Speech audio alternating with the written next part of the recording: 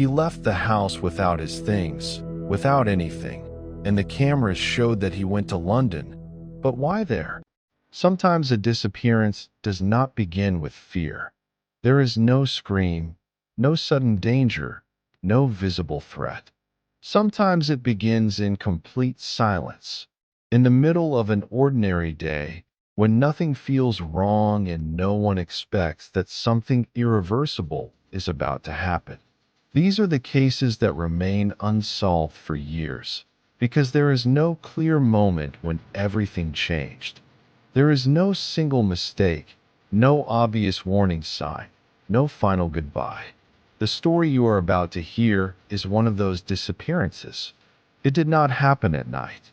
It did not happen in an isolated place. It did not happen during a crisis.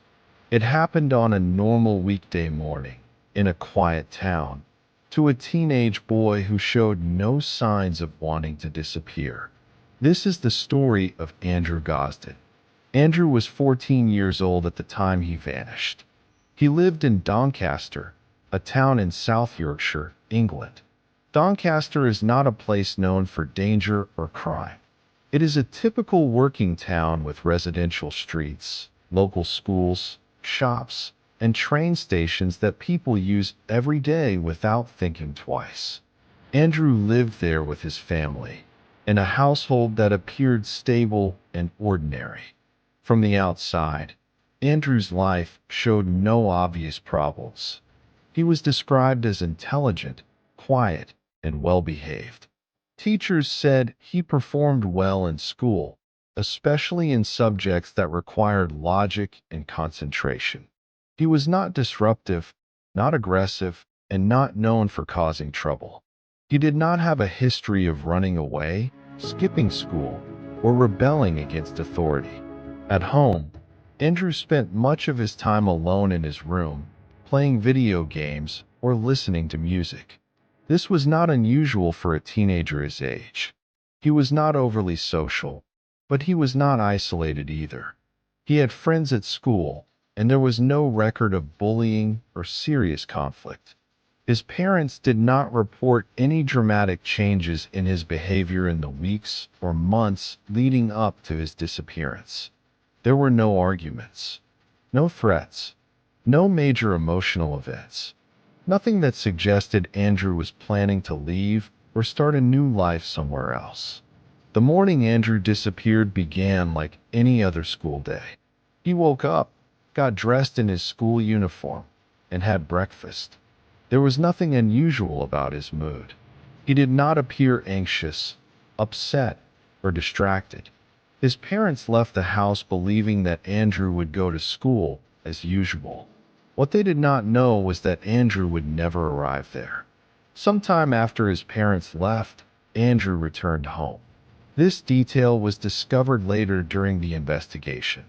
He changed out of his school uniform and put on casual clothes. He took cash from the house, not a large amount, and not all the money available, but enough to travel. He did not pack a bag. He did not take extra clothes.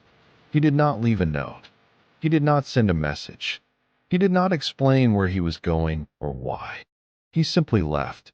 For hours, no one noticed anything was wrong. This is one of the most unsettling aspects of the case. Because Andrew's disappearance happened during a normal weekday, there was a delay before anyone realized that something had gone wrong. His parents assumed he was at school. The school assumed he was at home sick or absent for a reason. It was not until later in the day, when Andrew did not return home, that concern began to grow. At first, it was mild concern. Teenagers are sometimes late. They sometimes forget to communicate. But as time passed, the concern turned into anxiety. Andrew's phone was not answering. No one knew where he was. Friends had not seen him. Teachers confirmed he had not been in school that day. By the evening, it was clear that this was not a misunderstanding. The police were contacted, and an investigation began. One of the first steps was to reconstruct Andrew's movements. Surveillance cameras became crucial. Footage from the local train station showed Andrew arriving alone. He appeared calm and unhurried. He bought a one-way ticket to London. This fact immediately raised questions. Why London? Why a one-way ticket? And why without telling anyone? The footage did not show signs of distress. Andrew was not being followed. He did not appear to be meeting someone. He did not look like a child running away in panic. He looked composed, almost routine, like someone carrying out a simple task. This detail would trouble investigators for years. Additional cameras later captured Andrew exiting King's Cross Station in London. These images are the last confirmed sightings of him. After that moment, Andrew Gosden disappears completely. There are no verified sightings, no confirmed use of bank cards, no social media activity, no phone calls, no messages, no financial trail, nothing. In the days and weeks that followed, searches were conducted. Police reviewed footage, interviewed witnesses, and explored multiple theories. They considered whether Andrew might have run away, but this theory did not fit the evidence. Runaways often take personal belongings, clothing, or money. Andrew took very little. He did not prepare for long-term survival. Another theory suggested that Andrew may have gone to London for a specific reason, possibly related to an interest in music or gaming. He had previously traveled to London with family, so the journey itself was not unfamiliar. However, there was no clear destination, no scheduled event, and no confirmed contact waiting for him. The possibility of an online connection was also investigated, but Andrew's online presence was limited. He did not actively use social media in a way that suggested secret relationships or communication with strangers. His family found no evidence of hidden online activity.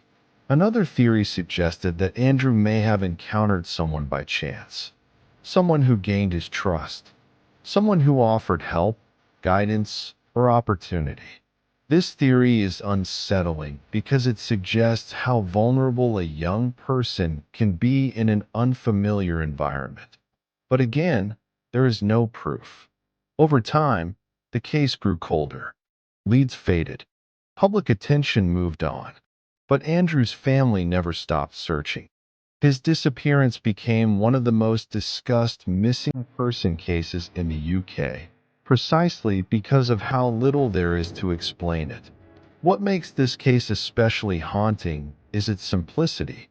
Andrew did not disappear during a risky activity. He did not put himself in a clearly dangerous situation. He did not leave behind a trail of clues. He did not express fear or desperation. He just left home on a normal morning. Experts who have studied the case often point to the absence of motive as the most troubling element. Most disappearances can be explained through conflict, planning, or crisis. This one cannot. Andrew had no known reason to vanish. The lack of evidence has allowed speculation to grow. Over the years, many theories have been proposed by the public. Some believe Andrew is still alive.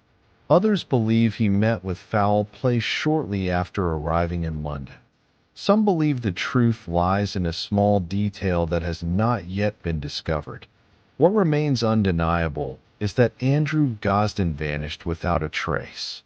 There are no answers, only questions. Why did he choose that day? Why London? Why tell no one? Why leave everything behind?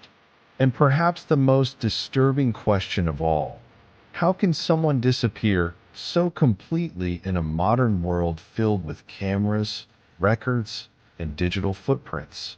Andrew's story is a reminder that disappearance does not always come with warning signs. Sometimes it happens quietly, invisibly, in the middle of everyday life.